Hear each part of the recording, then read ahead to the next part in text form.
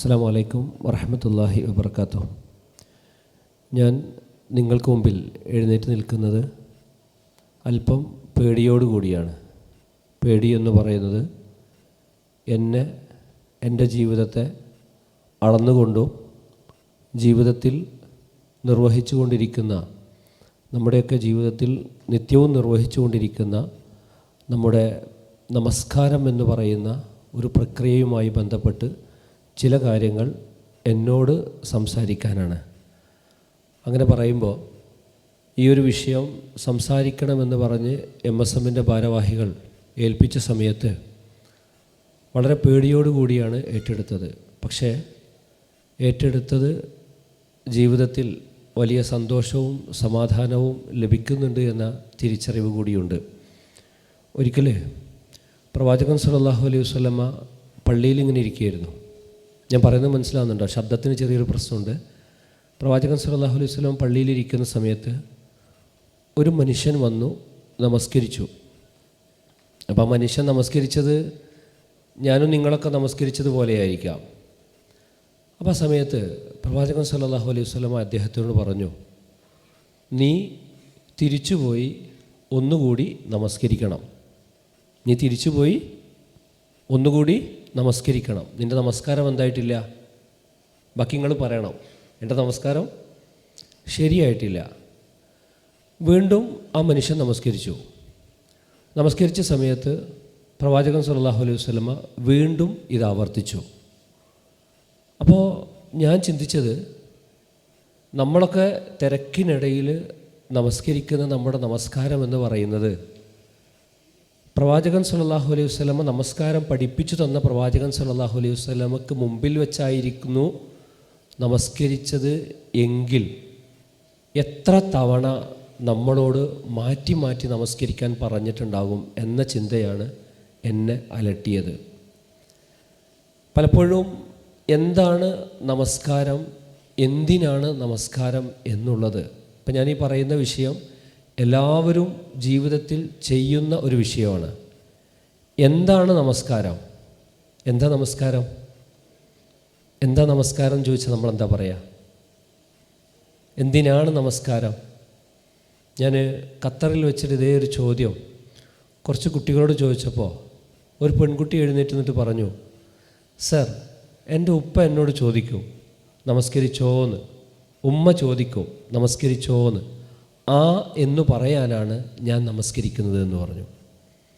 സത്യസന്ധമായി പറഞ്ഞാൽ പലപ്പോഴും പലർക്കും രക്ഷിതാക്കളെ പേടിച്ച് ജീവിക്കുന്ന അല്ലെങ്കിൽ രക്ഷിതാക്കളുടെ കീഴിൽ ജീവിക്കുന്ന കുട്ടികൾക്ക് ഇത്തരം ഉത്തരങ്ങളാണ് നമസ്കാരം കൊണ്ടുള്ളത്. എന്നാൽ പ്രവാചകൻ സല്ലല്ലാഹു അലൈഹി വസല്ലം പഠിപ്പിച്ചത് എന്താ അറിയോ? ഈ ഖുർറത്ത അയ്യുൻ എന്ന് പറഞ്ഞാൽ എന്താ? ഖുർറത്ത അയ്യുൻ എന്താ അങ്ങനെ പറഞ്ഞാൽ? കേട്ടില്ല? കൺകുളിർമ അല്ലേ? കൺകുളിർമ. എൻ്റെ കൺകുളിർമ എന്ന് പറയുന്നത് അസ്വല, നമസ്കാരമാണെന്ന് പറഞ്ഞിട്ടുണ്ട്. നമ്മൾ അസർ ബാങ്ക് കൊടുത്താൽ നമ്മളെന്താ പറയുക? അല്ലോ അസർ ബാങ്ക് കൊടുത്തോ എന്നല്ലേ ചോദിക്കുക. അതുപോലെ ലൊഹർ കൊടുത്താലോ സമയം എത്ര ആയില്ലേ, ലൊഹർ കൊടുത്തോ. ഉറങ്ങുന്ന സമയത്ത് സുബഹി ബാങ്ക് കേട്ടാലോ ഇത്ര പെട്ടെന്ന് സുബഹി ആയോ എന്നാണ് ചോദിക്കുക. എന്നാൽ തിരുനബി സല്ലല്ലാഹു അലൈഹി വസല്ലമ ബിലാൽ റളിയല്ലാഹു അൻഹുവിനോട് ഇടക്കിടക്ക് ചോദിച്ചിരുന്നു എന്നാണ്. എന്താ ചോദിച്ചത്? നമസ്കാരം എന്ന് പറയുന്ന ആ ആനന്ദ ഉത്സവത്തെ ഞങ്ങൾക്ക് അറിയിച്ചു താ ബിലാലിന്. അങ്ങനെ പറഞ്ഞാൽ എന്താ? നമസ്കാരം എന്ന ആനന്ദ ഉത്സവത്തെ ഞങ്ങൾക്ക് അറിയിച്ചു താ എന്ന് പറഞ്ഞാൽ എന്താ? ബാങ്ക് കൊടുക്ക്, എനിക്കെന്ത് ചെയ്യണം? നമസ്കരിക്കണം, ഞങ്ങൾക്ക് നമസ്കരിക്കണം എന്നാ. ഒരു വ്യക്തിയുടെ ജീവിതത്തിൽ അലസത, മടി, ഈ സാധനങ്ങൾ ജീവിതത്തിലുണ്ട് എങ്കിൽ അയാൾ കൃത്യമായി നമസ്കരിക്കാത്തവനാണ് എന്നതാണ്. ഞാൻ പറഞ്ഞ വാക്കിൻ്റെ തുടക്കം എന്താണ്? കൃത്യമായി നമസ്കരിക്കാത്തവനാണെന്നാണ്. അപ്പോൾ അലസതയും മടിയുമില്ലാതെ ഒരു മനുഷ്യനെ സജീവമാക്കി നിർത്തുന്നുണ്ട് എങ്കിൽ അയാൾ നമസ്കാരം കൃത്യമായി നിർവഹിക്കുന്നു എന്നാണ്. ഇത് പറയുമ്പോൾ തന്നെ ഒരു സമൂഹത്തിൻ്റെ മുമ്പിൽ ഉയർന്നു നിൽക്കുന്ന ഒരു വിദ്യാർത്ഥി സമൂഹത്തിൻ്റെ മുമ്പിൽ വന്ന് സംസാരിക്കുന്ന സമയത്ത് നമ്മെ പലപ്പോഴും അലസതയും മടിയും പിടിപെടുന്നുണ്ട് എങ്കിൽ നമ്മുടെ നമസ്കാരത്തിന് എവിടെയൊക്കെയോ ഒരു പ്രശ്നമുണ്ട് എന്നുള്ളതല്ലേ. ഒരു മനുഷ്യൻ എന്താണ് നമസ്കാരം എന്ന് ചോദിച്ചാൽ, തന്നെ സൃഷ്ടിച്ച തൻ്റെ സൃഷ്ടാവായ നാഥൻ അഥവാ റബ്ബ്, നമ്മുടെ റബ്ബുമായി കുറച്ച് സമയം ശാന്തമായിട്ട് അവനെ പ്രശംസിക്കുന്നു, വാഴ്ത്തുന്നു, മഹത്വപ്പെടുത്തുന്നു. അതുപോലെ പടച്ച തമ്പുരാൻ എന്തെല്ലാം അനുഗ്രഹങ്ങൾ നമുക്ക് നൽകി എന്നുള്ളതിനെക്കുറിച്ച് കൃത്യമായി തക്ബീറത്തുൽ ഇഹ്റാം തൊട്ട് സലാം വരെയുള്ള ആ സമയത്ത് ശാന്തമായി റബ്ബിനോട് മനസ്സാന്നിധ്യത്തോടു കൂടി, ഹൃദയ സാന്നിധ്യത്തോടു കൂടി അടുക്കുന്ന ഒരു നിമിഷം. അപ്പം അത് ജീവിതത്തിൽ ദിവസവും 5 നേരം ഉണ്ടാകുമ്പോൾ 2 പ്രക്രിയകളുണ്ടാവും. ഒന്ന്, ഇനി നമ്മൾ ളുഹർ നമസ്കരിക്കാൻ പോകുന്നുണ്ട് എങ്കിൽ ആ സമയത്ത് ഈ സുബഹി നമസ്കാരത്തിനിടയിലും പിന്നെന്താണ് ളുഹറിനുമിടയിൽ എൻ്റെ ജീവിതത്തിൽ വന്നുപോയ പാളിച്ചകൾ എന്ത് എന്നുള്ളത് ഒരു ഇവാലുവേഷൻ പ്രക്രിയയായിരിക്കും. അത് മനസ്സിലായോ പറഞ്ഞത്? സുബഹിക്കും, ബാക്കി നിങ്ങൾ പറയേ, സുബഹിക്കും ഞാൻ താഴോട്ട് ഇറങ്ങണോ? വേണ്ട. സുബഹിക്കും അതുപോലെ തന്നെ ളുഹറിനുമിടയിൽ എൻ്റെ ഒരു ഇവാലുവേഷൻ പ്രക്രിയ ആയിരിക്കും. നമ്മൾ ഇവാലുവേഷൻ പ്രക്രിയകൾക്ക് വിധേയമാകുന്ന സമയത്ത് ശ്രദ്ധിച്ചാണോ നിർവഹിക്കാറുള്ളത്, അതല്ല അശ്രദ്ധമായാണോ നിർവഹിക്കാറുള്ളത്? വളരെയധികം ശ്രദ്ധിക്കും. എന്നാൽ ഇവാലുവേഷന് പ്രിപ്പയർ ആകുന്ന സമയത്ത് അധികം ശ്രദ്ധിച്ചിട്ടില്ലെങ്കിൽ പോലും ഇവാലുവേഷൻ ടൂൾ നമ്മുടെ കയ്യിൽ ലഭിക്കുന്ന സമയത്ത് എന്ത് ചെയ്യാറുണ്ട്? വളരെ ശ്രദ്ധയോടുകൂടി എൻ്റെ സ്കോർ കുറഞ്ഞു പോകരുത് എന്ന കൃത്യമായ ബോധ്യം നമുക്കുണ്ടാകാറുണ്ട്. റബ്ബിൻ്റെ അടുത്ത് നമ്മുടെ സ്ഥാനം, മഹത്വം കുറഞ്ഞു പോകരുത് എന്ന കൃത്യതയോട് കൂടിയിട്ട് ഓരോ നമസ്കാര പ്രക്രിയയും നമുക്ക് ഈ രീതിയിൽ എന്ത് ചെയ്യണം? നമ്മെ സ്വയം വിലയിരുത്താൻ സാധിക്കണമെന്ന്. സ്വാഭാവികമായിട്ടും ഒരു ഇവാലുവേഷൻ പ്രക്രിയ കഴിയുന്ന സമയത്ത്, ഒരു പരീക്ഷ കഴിയുന്ന സമയത്ത് ഒരു കുട്ടിക്ക് ബോധ്യമുണ്ടാകുന്ന ഒരു ബോധ്യതലം എന്താണ്? നാളത്തെ പരീക്ഷയ്ക്ക് ഞാൻ ഇങ്ങനെ പഠിച്ചാൽ മതിയെന്നോ പോരാന്നോ? പോരാ, അല്ലെങ്കിൽ ഇങ്ങനെ കൂടി പഠിക്കേണ്ടതുണ്ട് എന്നൊരു തിരിച്ചറിവുണ്ടാവും. അപ്പോൾ ഒരേ സമയം നമസ്കാരം എന്ന് പറയുന്നത് ഒരു പ്രിപ്പറേഷനുമാണ്, അതോടൊപ്പം എന്താണ്? ഒരു ഇവാലുവേഷനുമാണ്. എവിടെ? കുറഞ്ഞ സമയം. മനുഷ്യൻ പറയുന്ന സമയത്ത് നിങ്ങൾ ആലോചിച്ച് നോക്കൂ, നമ്മുടെ മനസ്സിലേക്ക് ധാരാളം ചിന്തകളും കാഴ്ചപ്പാടുകളൊക്കെ നാം അറിയാത്തത് നമ്മുടെ ഉള്ളിലേക്ക് കയറി വരാറുണ്ട്, അല്ലേ? നമ്മൾ അറിയാതെ കയറി വരാറുണ്ട്. ആ കയറി വരുന്നതിന് മുഴുവൻ എന്ത് ചെയ്യണം? നമ്മിൽ നിന്ന് മാറ്റിയിട്ട് ഒരു മാനുഷിക പ്രക്രിയകൾ അവൻ്റെ ജീവിതത്തിൽ ഉണ്ടാകണമെന്നാണ്. അപ്പോൾ ഇന്ന സ്വലാത്ത തൻഹ, സൂറത്തുൽ അൻകബൂത്തിലൊരു പ്രയോഗമുണ്ട്, ഇന്ന സ്വലാത്ത തൻഹ അനിൽ ഫഹ്ശാഇ വൽ മുൻകർ. എന്തിനാണ് നമസ്കരിക്കുന്നത്? അവൻ്റെ ജീവിതത്തിലെ മോശമായ, നിശിതമായ, ആർക്കും അവനു തന്നെ ഗുണമില്ലാത്ത, അവന് ഗുണമില്ലാത്ത അവൻ്റെ ജീവിതത്തിലെ പൈശാചികമായ മുഴുവൻ ചിന്തകളെയും ഇല്ലായ്മ ചെയ്യാനാണ് നമസ്കാരം. അപ്പം നമ്മുടെ ജീവിതത്തിൽ ഒരു തെറ്റ് നമ്മുടെ ജീവിതത്തിൽ ഉണ്ട് എങ്കിൽ ഞാൻ ചോദിക്കട്ടെ, മാസത്തിൽ, വല്ലാത്ത ചോദ്യം കേട്ടോ, അത് എന്നോടുള്ള ചോദ്യമാണ്, മാസത്തിൽ ഒരു തെറ്റ് വെച്ച് ഞാൻ കളയാണ് എങ്കിൽ എൻ്റെ നമസ്കാരം ഒരു ഫ്രൂട്ട്ഫുൾ ആവില്ലേ? അപ്പോൾ ശരിക്കും ദിവസവും 5 നേരം നമ്മൾ എന്ത് ചെയ്യണം? ദിവസവും 5 നേരം നമ്മളെ അളന്നുകൊണ്ട് നമ്മുടെ തെറ്റുകളെ കുറക്കാൻ നമുക്ക് സാധിക്കണം എന്നാണ്. അങ്ങനെ സാധിക്കുന്നില്ല എങ്കിൽ നമ്മളെന്നെ പഠിച്ചിട്ടില്ലേ, ഫവൈലുല്ലിൽ മുസല്ലീൻ, നമസ്കാരക്കാർക്ക് നാശം എന്ന് പഠിച്ചിട്ടുണ്ട്. അപ്പം നിർവഹിക്കുന്ന കർമ്മം അള്ളാഹു നമ്മളിൽ നിന്ന് സ്വീകരിക്കണമെങ്കിൽ, ഇന്നലെ ഇശാ നമസ്കരിക്കുന്ന സമയത്ത് കൈകെട്ടുമ്പോൾ എനിക്ക് വല്ലാത്ത പേടി. എന്താ പേടി? എന്തുകൊണ്ടാണ് പേടി? ഇന്ന് രാവിലെ ഇവിടെ വന്നത് സംസാരിക്കണം. ഇത് സംസാരിച്ചു കഴിഞ്ഞാലുള്ള പ്രശ്നം എന്താണ്? ഒന്ന്, എൻ്റെ റബ്ബിൻ്റെ മുമ്പിൽ ഞാൻ ഉത്തരം പറയേണ്ടി വരും. 2, ഈ ഒരു സംസാരിക്കാൻ എന്നെ ഏൽപ്പിച്ച സമയത്ത് എനിക്ക് തോന്നിയത് എന്താണ്? എൻ്റെ ജീവിതത്തിൽ എവിടെയൊക്കെയോ നമസ്കാരത്തിൽ വരുന്ന പാളിച്ചകൾ തിരുത്താനുള്ളൊരവസരമായിട്ടാണ് ഇതെന്ന് കാണുന്നുണ്ട്. അപ്പോൾ തെറ്റുകൾ വരുന്ന സമയത്ത് ആ തെറ്റുകൾക്ക് പരിചയമായിട്ട് നമസ്കാരത്തെ കാണണം. അപ്പോൾ എന്തിനാണ് നമസ്കരിക്കുന്നത്? എന്തിനാണ് നമ്മൾ നമസ്കരിക്കുന്നത്? തെറ്റുകൾ നമ്മളിൽ നിന്ന് എന്ത് ചെയ്യണം? ഒന്നൊന്നായിട്ട് കൊഴിഞ്ഞു പോകണം. തെറ്റുകൾ കൊഴിഞ്ഞു പോകുമ്പോൾ അവിടെ എന്ത് ചെയ്യണം? നന്മകൾ വളരാനും സാധിക്കണം. ഈ ഒരു പ്രക്രിയ നമ്മുടെ നമസ്കാരങ്ങളിൽ ഉണ്ടോ എന്നത് ശാന്തമായി ഇവിടെ ഇരിക്കുന്ന സമയത്ത്, ഈ ഹോൾ അല്പം ശീതീകരിച്ചതാണെങ്കിലും നമ്മുടെ ഉള്ളിൽ ഈമാൻ എന്ന് പറയുന്നൊരു സാധനം ഉണ്ടെങ്കിൽ ഉള്ള അസ്വസ്ഥമാകുന്നുണ്ടോ ഇല്ലേ? സത്യമാണ് നമ്മൾ പറയേണ്ടത്. അവിടെയാണ് പ്രിയപ്പെട്ടവരെ നമസ്കാരത്തെ പ്രവാചകൻ സല്ലല്ലാഹു അലൈഹി വസല്ലമ വളരെ ദേഷ്യത്തോടു കൂടിയിട്ട് അല്ലെങ്കിൽ വെറുപ്പോട് കൂടിയിട്ട് സംസാരിച്ചൊരു മേഖല ഖന്തക്കിൻ്റെ സമയത്ത് പ്രവാചകൻ സല്ലല്ലാഹു അലൈഹി വസല്ലമക്ക് അസർ നമസ്കാരത്തിൻ്റെ സമയം തെറ്റിപ്പോയി എന്ന് വന്ന സമയത്താണ് ശത്രുക്കൾക്കെതിരിൽ പ്രവാചകൻ്റെ ഒരു ശബ്ദം പരുഷമായി വന്നത്. എന്തുകൊണ്ടാണെന്നറിയോ? എൻ്റെ റബ്ബിനോട് ഞാൻ നിർവഹിക്കേണ്ട നമസ്കാര പ്രക്രിയ, എൻ്റെ റബ്ബിനോട് ഞാൻ സംസാരിക്കേണ്ട എൻ്റെ സംസാര പ്രക്രിയ, ആ പ്രക്രിയക്ക് തടസ്സം നിന്നല്ലോ എന്ന പ്രവാചകൻ സല്ലല്ലാഹു അലൈഹി വസല്ലമയുടെ ഭീതിയായിരുന്നു. അപ്പോൾ എന്തിനു നമസ്കരിക്കണം? നമ്മുടെ തെറ്റുകളെ കുറക്കാനായിട്ട്. മറ്റൊന്ന്, ഞാൻ നേരത്തെ പറഞ്ഞു ഇവാലുവേഷനും പ്രിപ്പറേഷനും എന്ന് പറയുന്നു. ഖുർആനിലൊരു പ്രയോഗമുണ്ട്, ഇല്ലൽ മുസല്ലീൻ. എന്താ ഇല്ലൽ മുസല്ലീൻ എന്ന് പറഞ്ഞാൽ?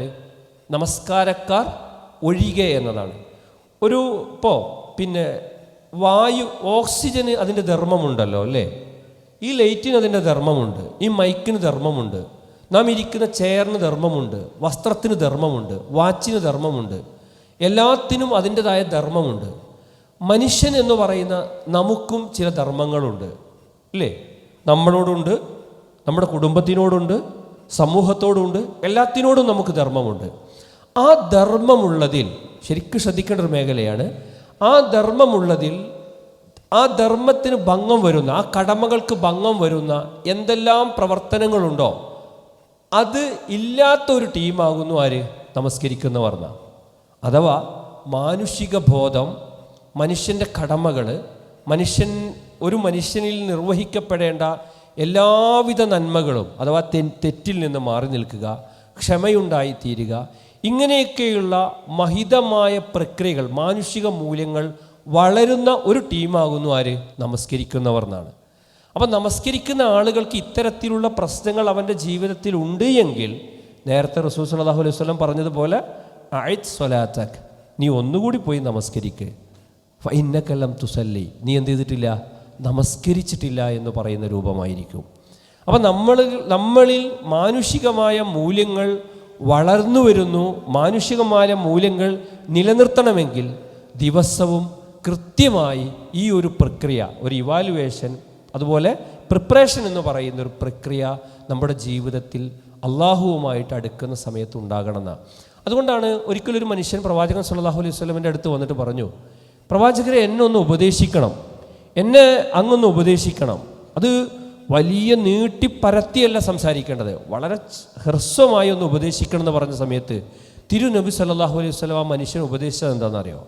ഇദാ ഖുംത ഫീ സ്വലാത്ത്, നീ നമസ്കരിക്കാൻ നിൽക്കുന്നുണ്ട് എങ്കിൽ ഫസ്വല്ലി സ്വലാത്ത മുവദ്ദ, നീ ഇപ്പം മരിച്ചു പോകുമെന്ന രൂപത്തിൽ നീ കൈകെട്ടണം എന്നാണ് പറയുന്നത്. അങ്ങനെ കൈകെട്ടിയാൽ എന്താ എൻ്റെ മെച്ചം? എൻ്റെ ജീവിതത്തിൽ അവസാനത്തെ നമസ്കാരമാണ് എന്ന് ചിന്തിക്കുമ്പോൾ മാക്സിമം പെർഫെക്ഷനോടുകൂടി നമുക്ക് എന്ത് ചെയ്യാൻ പറ്റും? നിർവഹിക്കാൻ പറ്റും അല്ലേ? അതുപോലെ തന്നെ നോക്കൂ, നിങ്ങൾ ഇപ്പം നോമ്പ്, സക്കാത്ത്, ഈ കാര്യങ്ങളൊക്കെ പഠിക്കുന്ന സമയത്ത്, രഹസ്യപ്രബോധനം നടക്കുന്ന സമയത്തും സഹാബത്ത് നിർവഹിച്ചു തുടങ്ങിയ ഒരു പ്രക്രിയയാണല്ലോ നമസ്കാരം എന്ന് പറയുന്നത്. ദിവസവും 5 നേരത്തെ നമസ്കാരം എന്ന് പറയുന്നത് ഈ രീതിയിൽ അവരുടെ ജീവിതത്തെ ആകെ മാറ്റിമറിച്ചിട്ടുണ്ട് എന്നതാണ്. അപ്പം ഇങ്ങനെ മാറ്റിമറിക്കണമെങ്കിൽ എങ്ങനെയാണ്? സൊല്ലു ഖമാർ ഐത്തുമൂനി ഉസല്ലി, സൊല്ലു, നിങ്ങൾ നമസ്കരിക്കണം. എങ്ങനെയാണോ തിരുനബി സല്ലല്ലാഹു അലൈഹി വസല്ലമ നമുക്ക് മുമ്പിൽ അത് കാണിച്ചു തന്നത്, ആ കാണിച്ചു തന്ന അതേ പ്രക്രിയയിൽ, അതേ ഉദ്ദേശത്തിൽ നമസ്കാരമെന്ന് പറയുന്ന പ്രക്രിയയെ വിലയിരുത്താൻ സാധിക്കണം എന്നാണ്. അങ്ങനെയെങ്കിൽ നമസ്കാരത്തെ നമുക്ക് 5ആയി തിരിക്കാം. ഇത് ഞാൻ ചോദിക്കും, പറയണം. ആവശ്യമുണ്ടോ? അങ്ങനെ പറയണോ? നമുക്ക് നമസ്കാരത്തിൽ ഭയഭക്തി കിട്ടേണ്ടതുണ്ടോ? ചോദിക്കുന്ന സമയത്തിന് ഉത്തരം വേണോ? അള്ളാഹു നമ്മുടെ നമസ്കാരം, ആ സമയം നമുക്ക് ഏറ്റവും യൂസ്ഫുള്ളായി ഉപയോഗിക്കണോ? നമ്മുടെ മനസ്സിൽ ആനന്ദം വേണോ? ഇന്നിവിടെ വന്ന് തിരിച്ചു പോകുന്ന സമയത്ത് പ്രിയപ്പെട്ട സഹോദരങ്ങളെ, പ്രിയപ്പെട്ട സഹോദരിമാരെ, കൈയുയർത്തി പടച്ച തമ്പുരാൻ്റെ മുമ്പിൽ നമ്മൾ പ്രാർത്ഥിക്കുന്ന സമയത്ത്, എൻ്റെ നാഥൻ നിലവിൽ ഈ 10-ാം തീയതി വരെ ഞാൻ കഴിഞ്ഞതിനേക്കാൾ എൻ്റെ സ്ഥാനവും മഹത്വവും അവൻ്റെ അടുത്ത് ഉയരുന്നു എന്നത് നമുക്ക് ഓരോരുത്തർക്കും ഉറപ്പിക്കാൻ സാധിക്കണം. എങ്കിൽ നമ്മുടെ നമസ്കാരത്തെ നമ്മൾ 5ആയി കാണണം. അതിലൊന്ന് നമസ്കാരത്തിൻ്റെ രീതികൾ, മറ്റു കാര്യങ്ങളൊക്കെ നമുക്ക് സംസാരത്തിനിടയിൽ പറയാം. എന്ന് പറയുന്നത് നമ്മൾ അള്ളാഹുവിനെ സ്തുതിക്കുന്നു. ഒന്ന് പറഞ്ഞു നോക്ക്. സ്തുതിക്കുക, മഹത്വപ്പെടുത്തുക, വാഴ്ത്തുക, ഇങ്ങനെ കുറേ പ്രക്രിയകൾ നമസ്കാരത്തിലുണ്ടോ? ഏതാ സ്തുതിക്കുന്നൊരു വാക്ക് പറയാൻ പറ്റുമോ? അള്ളാഹുവിനെ സ്തുതിക്കുന്നൊരു വാക്ക് അൽഹംദുലില്ലാ. മഹത്വപ്പെടുത്തുന്ന വാക്ക് മാലിക് യൗമിദ്ദീൻ, അല്ലെങ്കിൽ അർ-റഹ്മാനിർ റഹീം, അല്ലേ? ഇങ്ങനെ കുറേ വാക്കുകളില്ലേ? അൽഹംദുലില്ലാ, സുബ്ഹാനല്ലാഹ്, അല്ലേ? സുബ്ഹാന റബ്ബിയൽ അഅല, ഇങ്ങനെ കുറച്ച് വാക്കുകളുണ്ട്. ഏതൊക്കെയാണ് ആ വാക്കുകളെന്ന് പറയും? അള്ളാഹുവിനെ സ്തുതിക്കുക, വെറുതെ കേട്ട് പോകരുത് എന്നുള്ളതിനെക്കാട്ടെ എനിക്കൊരു ലക്ഷ്യമുണ്ട്. എന്താണ്? നിങ്ങൾ ഒരാൾ കൃത്യമായി നമസ്കരിക്കുന്നു എങ്കിൽ പടച്ചവൻ അതിന് പുണ്യം ലഭിക്കണം. അതോടൊപ്പം അതിനേക്കാൾ പ്രാധാന്യമുള്ള ലക്ഷ്യം എന്ന് പറയുന്നത് ഈ പറയുന്ന വാക്ക് എനിക്ക് നാളെ പരലോകത്ത് എന്ത് ചെയ്യരുത്, എതിരാകരുത് എന്ന പേടിയുണ്ട്. അപ്പോൾ അള്ളാഹുവിനെ സ്തുതിക്കുന്നു, മഹത്വപ്പെടുത്തുന്നു, വാഴ്ത്തുന്നു എന്ന് പറയുന്ന വാക്കുകളില്ലേ? അപ്പോൾ തക്ബീറത്തുൽ ഇഹ്റാം തൊട്ട് ഏതുവരെ? സലാം വരെയുള്ള പ്രക്രിയകൾക്കിടയിൽ നിർവഹിക്കുന്ന കർമ്മങ്ങൾ ഓരോന്നുമില്ലേ? ഇതിന് നമുക്ക് ഒരു വാക്ക് പറയാം, ദുആ ഉൽ ഇബാദ എന്ന് പറയാം. എന്താണ് ആ വാക്ക്? ദുആ ഉൽ ഇബാദ. ദുആ ഉൽ ഇബാദ എന്ന് പറഞ്ഞാൽ പടച്ച തമ്പുരാനെ നമ്മൾ എന്ത് ചെയ്യുന്നു? മഹത്വപ്പെടുത്തുന്നു. ദുആ ഉൽ ഇബാദ എന്ന് പറഞ്ഞാൽ പടച്ച തമ്പുരാനെ നമ്മൾ എന്ത് ചെയ്യുന്നു? മഹത്വപ്പെടുത്തുന്നു, വാഴ്ത്തുന്നു, സ്തുതിക്കുന്നു എന്ന പ്രക്രിയയാണ്. അപ്പം കൈ കെട്ടുന്ന സമയത്ത് അല്ലാഹു അക്ബർ എന്ന് പറയുന്ന സമയത്ത് നമ്മുടെ മനോഭാവം എന്താണ്? ഞാൻ എൻ്റെ റബ്ബിനെ മഹത്വപ്പെടുത്തുന്നുണ്ട്, അല്ലേ? അൽഹംദുലില്ലാഹി റബ്ബിൽ ആലമീൻ എന്ന് നമ്മൾ പറയുമ്പോൾ നമ്മുടെ മനസ്സിലെ പ്രക്രിയ എന്താ വരുന്നത്? എൻ്റെ റബ്ബിനെ ഞാൻ എന്ത് ചെയ്യാണ്? മഹത്വപ്പെടുത്തുന്നു. അർ-റഹ്മാനിർ റഹീം, ഇല്ലേ? എൻ്റെ റബ്ബിനെ ഞാൻ വാഴ്ത്തുന്നുണ്ട്. ഇപ്പോൾ അതിൽ തന്നെ നമ്മളൊന്ന് ആലോചിച്ച് നോക്കൂ. ഈ ഫാത്തിഹ ഇല്ലാത്ത ഒരാളുടെ നമസ്കാരം അള്ളാഹു സ്വീകരിക്കുമോ? സ്വീകരിക്കൂല. നമസ്കാരം എന്ന് പറയുന്നത് നമ്മളും പടച്ചവനും തമ്മിൽ നടക്കുന്ന എന്താണ്? നമ്മുടെ പടച്ചവനും തമ്മിൽ നടക്കുന്ന സംഭാഷണമാണ്. അപ്പൊ സംഭാഷണം എന്ന് പറയുന്നുണ്ട് എങ്കിൽ ഒരാൾ സംസാരിച്ചാൽ വേറൊരാൾ എന്ത് ചെയ്യണം? ചിലത് സംസാരിക്കണ്ടേ? അപ്പൊ നമ്മൾ അൽഹംദുലില്ലാഹി റബ്ബിൽ ആലമീൻ എന്ന് പറയുമ്പോൾ പടച്ചവൻ എന്താ പറയുന്നത്? പടച്ചവൻ പറയണ്ടേ? വേണ്ടേ? അറിയോ പടച്ചവൻ എന്താ പറയുന്നത് എന്നുള്ളത്? നമ്മൾക്ക് സമയമില്ലല്ലോ അതിന്. അല്ലാഹു അക്ബർ, അൽഹംദുലില്ലാഹി റബ്ബിൽ ആലമീൻ, അർ-റഹ്മാനിർ റഹീം, മാലിക് യൗമിദ്ദീൻ, അല്ലാഹു അക്ബർ എന്ന് നമ്മൾ നമസ്കരിക്കുകയല്ലേ. അങ്ങനെ നമ്മൾ നമസ്കരിക്കുമ്പോൾ നേരത്തെ നബി സല്ലല്ലാഹു അലൈഹി വസല്ലം പറഞ്ഞതുപോലെ അഇദ് സ്വലാത്തക് എന്ന് പറഞ്ഞില്ലേ? നീ ഒന്നുകൂടി ആവർത്തിക്കുന്നു പറഞ്ഞില്ലേ?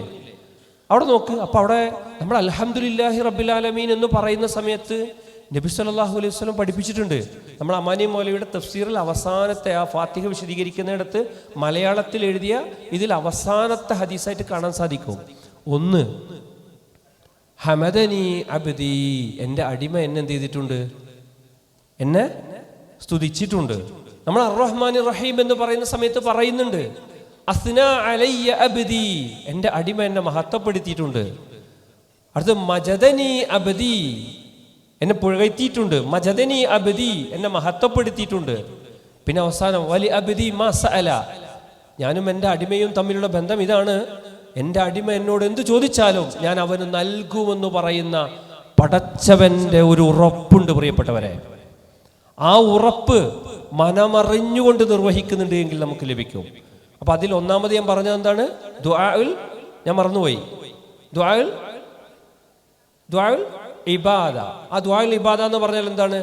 അള്ളാഹുവിനെ മഹത്വപ്പെടുത്തുക, വാഴ്ത്തുക, സ്തുതിക്കുക എന്നീ പ്രക്രിയകൾ എവിടെയൊക്കെ നമ്മുടെ ജീവിതത്തിൽ വരുന്നോ അതിനെ നമുക്ക് ദുആഉൽ ഇബാദ എന്ന് പറയാം.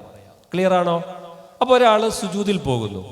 സുജൂദിൽ പോകുന്ന സമയത്ത് അയാൾ എന്ത് ചെയ്യാണ്? സുജൂദിൽ പ്രാർത്ഥിക്കുന്ന പ്രാർത്ഥന എന്താ?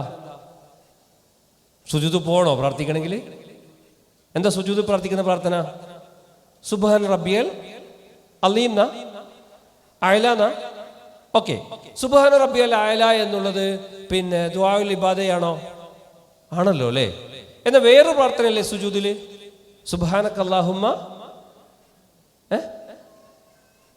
വബിഹംദിക, പിന്നെ അവസാനം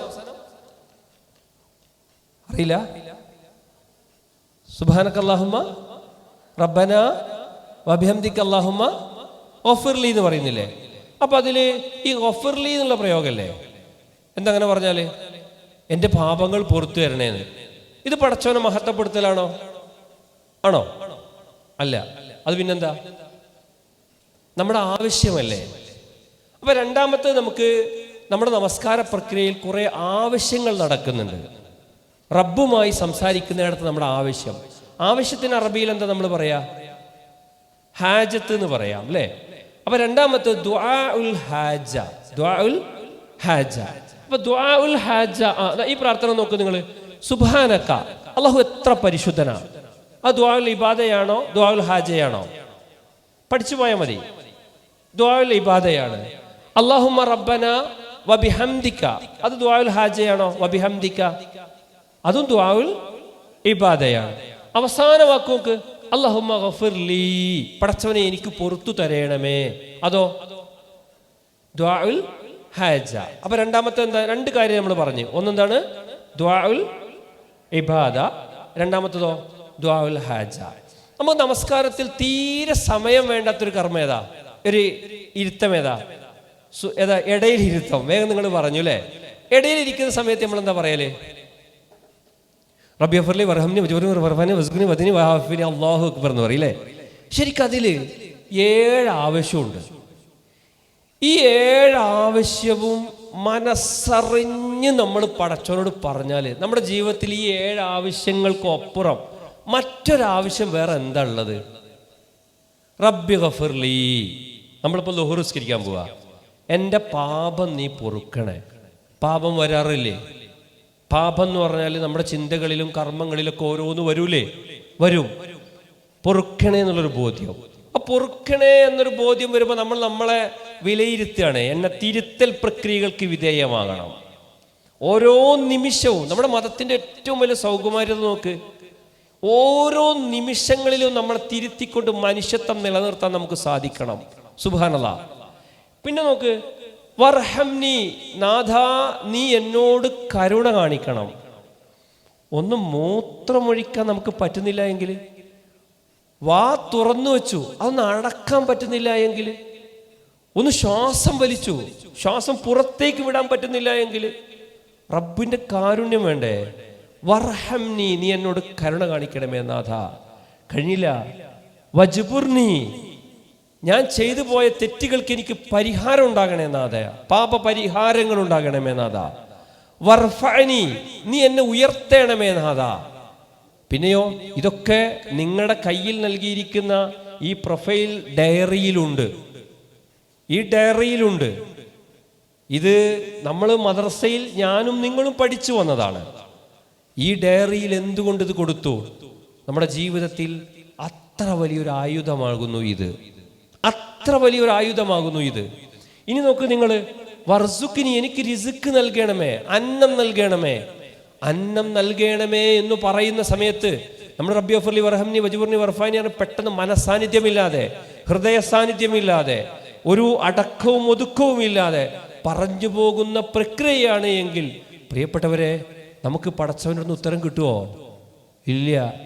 വിദേശ രാജ്യങ്ങളിൽ കഷ്ടപ്പെടുന്ന നമ്മുടെ ബാപ്പമാരില്ലേ, ആ ബാപ്പ ഈ വർസുക്കിനി എന്ന് പറയുന്നതിന്റെ പരിധിയിൽ വരൂലേ?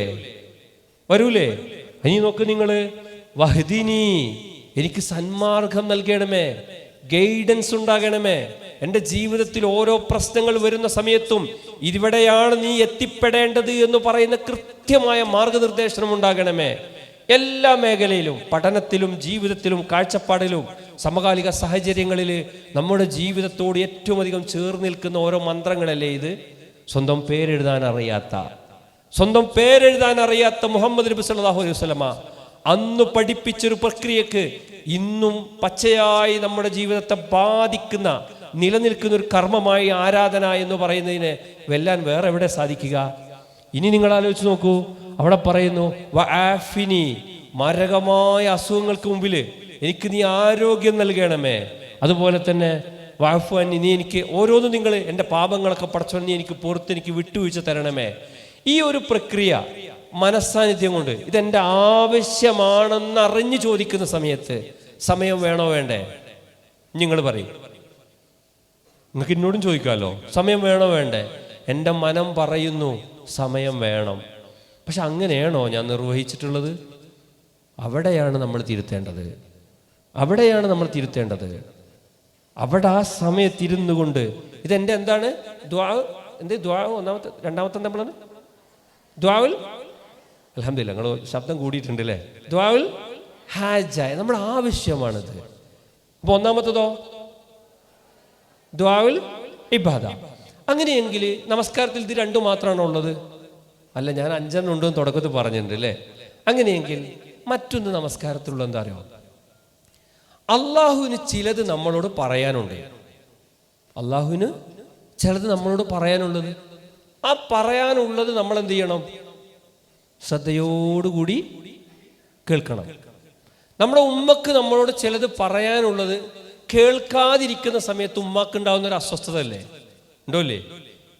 ഉണ്ടല്ലോ, ഉണ്ട്. അപ്പൊ പടച്ചവൻ നമുക്ക് ചിലത് പറയാനുണ്ട്. അൽ ഇസ്തിമാഉ ഇലാ കലാമില്ല, അൽ ഇസ്തിമാഉ ഇലാ കലാമില്ല, അള്ളാഹുവിൻ്റെ വചനങ്ങൾ അത് പടച്ചവൻ നമ്മോട് പറയുന്നു, അത് ശ്രദ്ധയോടുകൂടി കേൾക്കണം. അതെവിടെയാണ് നിസ്കാരത്തിലുള്ളത്? എവിടെ നിസ്കാരത്തിലുള്ളത്? ഖുർആൻ പാരായണം അല്ലേ. അപ്പൊ ഖുർആൻ പാരായണം എന്ന് പറഞ്ഞാൽ ഫാത്തിഹ നമ്മൾ ഓരോരുത്തരും ചൊല്ലണം. അത് കഴിഞ്ഞ് സൂറത്ത് നിർവഹിക്കുന്ന സമയത്തോ ആരേ ഓതേണ്ടതുള്ളൂ? ഇമാമല്ലേ ഓതേണ്ടത്. ആ സമയത്ത് നമ്മൾ എന്ത് ചെയ്യണം? നമുക്ക് അറിയുന്ന സൂറത്താണെങ്കിൽ പോലും നമ്മൾ ഓതേണ്ടതുണ്ടോ? നമ്മൾ എന്ത് ചെയ്യണം? ശ്രദ്ധയോടുകൂടി കേൾക്കണം. അപ്പൊ ശ്രദ്ധയോടുകൂടി കേൾക്കുന്ന ആ ഒരു പ്രക്രിയ നമുക്കിങ്ങനെ സൂറത്തുൽ ഇഖ്ലാസ് ഓതുന്നു, ഖുൽ ഹുവല്ലാഹു അഹദ്, ഇതിപ്പോൾ തീരുവല്ലോ എന്നുള്ള ചിന്തല്ല ഉണ്ടാകേണ്ടത്. എന്നാൽ ബക്കറയിൽ തുടങ്ങി ഇയാൾ എപ്പോഴാണ് നിർത്തുക എന്നുള്ള ചിന്തല്ല ഉണ്ടാകേണ്ടത്. അപ്പോൾ അവിടെ വേറൊരു പ്രക്രിയ കൂടിയുണ്ട്. നമുക്ക് ചോദ്യം ഉണ്ടാവും, നമ്മൾ ഒറ്റക്കാണ് നിസ്കരിക്കുന്നതെങ്കിലോ? യഥാർത്ഥത്തിൽ നമ്മൾ നമസ്കാരം നിർവഹിക്കേണ്ടത് എങ്ങനെയാണ്? നിസ്കാരത്തിൽ നമ്മൾ പറഞ്ഞ ഇഹ്ദീന അസ്സിറാത്തൽ മുസ്തഖീം, ഞങ്ങളെ നീ സന്മാർഗത്തിലാക്കണമേന്ന. ഒറ്റക്കൊരാൾ നമസ്കരിക്കുന്ന സമയത്ത് ഞങ്ങൾ എന്ന പ്രക്രിയ ഉണ്ടാവുമോ? ഇല്ലല്ലോ. അപ്പോ നമുക്ക് സാധിക്കുന്ന ഈ സാധിക്കുന്ന എന്നുള്ളത് ആലസ്യത്തിന് വേണ്ടിയല്ല ഞാൻ പറയുന്നത്. ഇത് ഞാൻ അബ്ദുൽ ജലീൽ എന്ന് പറയുന്ന എന്നോട് ഉറക്കെ എന്നോട് പറയണം. നമുക്ക് സാധിക്കുന്ന സമയത്ത് നമ്മുടെ വീട്ടിലാന്ന് വിചാരിച്ചോളൂ, ഈ സമയത്ത് നമുക്ക് നമ്മുടെ അനിയനെ കൂട്ടിയിട്ട് ഉമ്മയെ കൂട്ടിയിട്ട് വീട്ടിൽ ആ ഒരു അന്തരീക്ഷം സൃഷ്ടിച്ചൂടെ? പ്രൊഫൈൽ വന്നിട്ട് നമ്മുടെ ഒരു പ്രൊഫൈൽ നമുക്ക് മാറ്റിക്കൂടെ പ്രിയപ്പെട്ടവരെ? നമ്മുടെ ഒരു പ്രഖ്യാപനമായി മാറണ്ടേ അത്? എൻ്റെ ജീവിതത്തിൽ ഇനി മുതൽ ഞാൻ ഇങ്ങനെ ചെയ്യുന്നവർക്ക് പടച്ചോൻ്റെ സഹായം ഉണ്ടാവും. നമ്മൾ അറിയാത്ത വിധത്തിൽ സഹായം ഉണ്ടാവും. കാരണം നമ്മൾ പടച്ചോൻ്റെ അടുത്ത് അടുക്കുക, പടച്ചവൻ്റെ ഇഷ്ടദാസന്മാരാകുകയാണ് നമ്മൾ. ആ ദാസന്മാരാകാൻ ഞാൻ വിചാരിക്കാതെ എനിക്ക് മാറാൻ കഴിയോ? ഇല്ല. അപ്പോൾ ഒന്ന് നമ്മൾ നേരത്തെ പറഞ്ഞെന്തായിരുന്നു? അപ്പോൾ നമ്മൾ ഒറ്റയ്ക്ക് നമസ്കരിക്കുകയാണെങ്കിലും ആ സൂറത്തുകൾ ഓതുന്ന സമയത്ത് നമുക്കുണ്ടാകേണ്ട ധാരണ എന്താണ്? എൻ്റെ റബ്ബ് എന്നോട് പറയാനുള്ള ചില കാര്യങ്ങൾ ശ്രദ്ധയോടുകൂടി ഞാൻ ശ്രവിക്കുന്നു എന്ന തികഞ്ഞ എന്ത് സാന്നിധ്യം ഉണ്ടാകണം? ഹൃദയ സാന്നിധ്യം ഉണ്ടാകണം. അപ്പൊ ഏതൊക്കെ ഇപ്പൊ നമ്മൾ പറഞ്ഞത്? ഒന്ന് ദുആഉൽ ഇബാദ, രണ്ടോ ദുആഉൽ ഹാജ. ദുആഉൽ ഹാജ എന്ന് പറഞ്ഞാൽ എന്താ? നമ്മുടെ ആവശ്യങ്ങൾ അല്ലേ. അപ്പൊ ഇത് കുറേ മേഖലയിലുണ്ട് കേട്ടോ. ഇത് നിങ്ങൾ ഈ പുസ്തകം വെച്ചിട്ട് എന്ത് ചെയ്യണം? ഇതിൽ ദുആഉൽ ഇബാദ ഏതാണ്, ദുആഉൽ ഹാജ ഏതാണ് എന്നുള്ളത് വേർതിരിക്കണം. മൂന്നാമത്തതോ അൽ ഇസ്തിമാഉ ഇലാ കലാമില്ല, അള്ളാഹുവിന് ചിലത് നമ്മോട് പറയാനുണ്ട്. അതെന്ത് ചെയ്യണം? എങ്ങനെ കേൾക്കണം? ശ്രദ്ധയോടുകൂടി കേൾക്കണം. അപ്പൊ എത്ര എണ്ണമായി ഇപ്പോ? 3 എണ്ണമായി. ഇനി ജീവിതത്തിൽ നമ്മൾ പലതും പുതുക്കാറില്ലേ? എന്തൊക്കെയാണ് നിങ്ങൾ ജീവിതത്തിൽ പുതുക്കുന്ന കാര്യങ്ങൾ? ഇപ്പോൾ ഒരു അപ്ഡേഷൻ്റെ സമയം വന്നു. സ്കൂളുകളിലൊക്കെ സർക്കാർ സർക്കുലർ ഇറക്കിയിട്ടുണ്ട്. ആധാർ കാർഡ് അപ്ഡേഷൻ ചെയ്യാൻ എത്രയും പെട്ടെന്ന് സമ്പൂർണ്ണയിൽ അവസരം ഉണ്ടെന്നുണ്ട്. ഈ അപ്ഡേഷൻസ് നടത്താൻ എന്തൊക്കെ നമ്മൾ നടത്താറുണ്ട്? ലൈസൻസ് പുതുക്കാറുണ്ട്. പിന്നെന്താ പുതുക്കാറുള്ളത്? കേട്ടില്ലേ? വിസ പുതുക്കാറുണ്ട്, പാസ്പോർട്ട് പുതുക്കാറുണ്ട്. പിന്നെന്താ പുതുക്കാറുള്ളത്? ATM card പുതുക്കാറ്. ഇങ്ങനെ കുറേ പുതുക്കൽ പ്രക്രിയ വിധേയമാകാണ്ട് ഒരു വിശ്വാസി ഏറ്റവും അധികം പുതുക്കേണ്ടത് എന്താ? ഈ പുതുക്കുക എന്നുള്ളതിന് അറബിയിൽ എന്താ പറയാ? തെജ്ദീദ് എന്ന് പറയാം അല്ലേ? ഏറ്റവും അധികം തെജ്ദീദ്, പുതുമയോടുകൂടി നിർത്തേണ്ടത് എന്താ? വിശ്വാസി അവന്റെ വിശ്വാസം. നമ്മുടെ ജീവിതത്തിൽ നമ്മൾ വിശ്വാസം പുതുക്കുന്നുണ്ട്. അള്ളാഹുവിനോട് ഒരടിമ ഏറ്റവും അധികം അടുത്ത് നിൽക്കുന്ന എപ്പോഴാ അറിയാം നിങ്ങൾക്ക്? എപ്പോഴാ? സുജൂദിലെത്തുമ്പോ. ഒരിക്കല് റബീ ഇബ്നു കഅബിൽ അസ്ലമി എന്ന് പറയുന്ന പ്രവാചകൻ സല്ലല്ലാഹു അലൈഹി വസല്ലമയുടെ അനുചരനായ, പ്രവാചകനോടൊപ്പം എല്ലാ സാധനങ്ങൾക്കും പ്രവാചകനെ സഹായിക്കുന്ന ഒരു സഹാബി, സാമ്പത്തികമായിട്ടും സാമൂഹ്യമായൊക്കെ ഏറ്റവും പിന്നാക്കം നിൽക്കുന്ന ഒരാളാണ്. അദ്ദേഹം പ്രവാചകൻ സല്ലല്ലാഹു അലൈഹി വസല്ലമിനോട് പ്രവാചകൻ അദ്ദേഹത്തോട് ചോദിച്ചു, റബിയെ, നിനക്ക് എന്നോട് എന്തെങ്കിലുമൊക്കെ ചോദിക്കാനുണ്ടെങ്കിൽ നീ ചോദിച്ചോ, ഞാൻ തരാം എന്ന് പറഞ്ഞു. ഈ സമയത്ത് ഈ സഹാബി അല്പം നിശബ്ദത പാലിച്ചിട്ട് പറഞ്ഞു, പ്രവാചകരെ, അങ്ങയോടൊപ്പം സ്വർഗത്തിൽ എനിക്ക് വരണമെന്നാണ് എൻ്റെ ആഗ്രഹം. സ്വർഗത്തിലെത്തണമെന്നാണ് ആഗ്രഹം. പ്രവാചകൻ അല്പം നിശബ്ദതയോടുകൂടി ആ മനുഷ്യനോട് പറഞ്ഞു, എങ്കിൽ നീ എന്തു വർദ്ധിപ്പിക്കണം? സുജൂദ് വർദ്ധിപ്പിക്കണം എന്നാണ്. അപ്പൊ സുജൂദ് വർദ്ധിപ്പിച്ചാലുള്ള സയന്റിഫിക്കായ കുറേ മെച്ചങ്ങൾ നമുക്കറിയാം. രക്തോട്ടം, അതൊന്നും അല്ലല്ലോ നമ്മുടെ ആരാധനാ കർമ്മത്തിലെ ഏറ്റവും പ്രാധാന്യം എന്ന് പറയുന്നത്. എനിക്കെൻ്റെ തലച്ചോറിലും എല്ലാം മസ്തിഷ്കത്തിലും അതുപോലെ ബ്രെയിനിലൊക്കെ നല്ല രക്തോട്ടം കിട്ടാൻ വേണ്ടി സുജൂദ് വർദ്ധിപ്പിക്കുക എന്നാണോ? അതതിൻ്റെ വേറെ ബെനിഫിറ്റുകളുടെ ഭാഗമാണ്. നമ്മുടെ റബ്ബിനോട് അടുക്കുക, സുജൂദിൽ കിടന്നിട്ട് അവിടെ നിന്ന് എഴുന്നേറ്റ് ഇരുന്നിട്ട് നമ്മൾ ഒന്നാമത്തെ ഇരുത്തത്തിൽ ഇരുന്നിട്ട്, ഞാനിപ്പോൾ ഒരാളോട് എന്തെങ്കിലും പറയുകയാണെങ്കിൽ ഇങ്ങനെ കൈവച്ച് പറയുന്നതും, ഇപ്പം ഞാൻ നെതനോട് പറയുമ്പോൾ വിരൽ ചൂണ്ടി പറയുന്നതും, അല്ലെങ്കിൽ ഹുദയോട് പറയുന്ന സമയത്ത് വിരൽ ചൂണ്ടി പറഞ്ഞതിന് ഏതിനാ പ്രാധാന്യമുള്ളത്? ഏതിനാ ഷഫ്ന? ഏതിനാ പ്രാധാന്യമുള്ളത്? വിരൽ ചൂണ്ടി പറയുന്നതിനല്ലേ? നമ്മൾ അള്ളാഹുവിൻ്റെ മുമ്പിൽ നിന്നുകൊണ്ട് നിങ്ങൾ ആലോചിച്ച് നോക്കും, നമ്മൾ വിരൽ ചൂണ്ടിയിട്ട് പറയുന്ന ഒരു പ്രക്രിയ ഉണ്ട്. അതെന്താ? അഷ്ഹദു അല്ലാ ഇലാഹ ഇല്ലല്ലാഹ് വ അഷ്ഹദു അന്ന മുഹമ്മദ റസൂലുള്ളാഹ്. തജ്ദീദു ഷഹാദ. അടുത്തത് നോക്ക് നിങ്ങൾ, തജ്ദീദു ഷഹാദ, നമ്മുടെ റിന്യൂവൽ ഓഫ് ഷഹാദ. നമ്മുടെ ഷഹാദത്തിനെ നമ്മൾ എന്ത് ചെയ്യുന്നുണ്ട്? പുതുക്കുന്നുണ്ട്. സത്യത്തിൽ അള്ളാഹു അല്ലാതെ ആരാധനക്കർഹനായി ലോകത്ത് വേറെ ആരുമില്ലെന്നും മുഹമ്മദ് നബി സല്ലല്ലാഹു അലൈഹി വസല്ലം അള്ളാഹുവിൻ്റെ ദൂതനാണ് എന്നും ഞാൻ സാക്ഷ്യപ്പെടുത്തുന്നു. ലോകത്ത് ആദ്യമായി പടച്ച തമ്പുരാന്റെ നിർദ്ദേശപ്രകാരം നിർമ്മിച്ച കഅബാലയത്തിലേക്ക് തിരിഞ്ഞ് സുജൂദിൽ കിടന്ന് അവിടെ നിന്ന് എഴുന്നേറ്റ് ഇരുന്നു കൊണ്ട് ആ ചെയ്യുന്ന പ്രക്രിയയിൽ വലിയൊരു ധർമ്മമുണ്ട്, തജ്ദീദു ഷഹാദ. നമ്മൾ ഇത്രയും കാലം നിർവഹിച്ചാൽ അങ്ങനെ ഒരു പ്രക്രിയ വന്നിട്ടുണ്ടോ? നമ്മൾ അശ്ഹദു അല്ലാ ഇലാഹ ഇല്ലല്ലാഹു വ അശ്ഹദു അന്ന റസൂലുള്ളാഹ് എന്ന് പറഞ്ഞ് നമ്മൾ കൈ പൊക്കും, നമ്മൾ നീച്ചു പോരും. അതുകൊണ്ട് നിസ്കാരം എന്ന് പറയുന്ന, നേരത്തെ നബി സല്ലല്ലാഹു അലൈഹി വസല്ലം പറഞ്ഞ ഒരു വാക്കില്ലേ, എന്താണ്? എൻ്റെ കൺകുളിർമയാണ് നമസ്കാരം എന്ന് പറഞ്ഞില്ലേ? നമസ്കാരം എന്ന് പറയുന്ന ആനന്ദദായകമായ അവസ്ഥയെ യാ ബിലാൽ നീ ഞങ്ങൾക്ക് അറിയിച്ചു താ എന്ന് പറയുന്നില്ലേ? ആ അവസരം നമുക്ക് നഷ്ടമാകുന്നു ജീവിതത്തിൽ. ഇത് നഷ്ടപ്പെടുത്തുന്ന ആരാ? നമ്മൾ തന്നെയല്ലേ? ഇതിനൊക്കെ അധിക സമയം വേണോ? വേണ്ട. ഒരു 10 സ്റ്റാറ്റസ് കാണണമെങ്കിൽ നമുക്ക് എത്ര മിനിറ്റ് വേണം? 30 × 3 മിനിറ്റ് വേണ്ടേ 10 സ്റ്റാറ്റസ് കാണാൻ? അല്ലേ?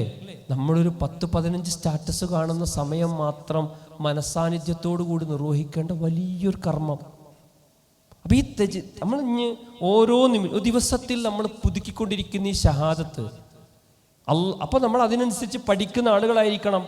സമകാലിക പ്രശ്നങ്ങൾ വരുന്ന സമയത്ത് ആ പ്രശ്നങ്ങളെ ഫേസ് ചെയ്യുന്ന ആളുകളായിരിക്കണം.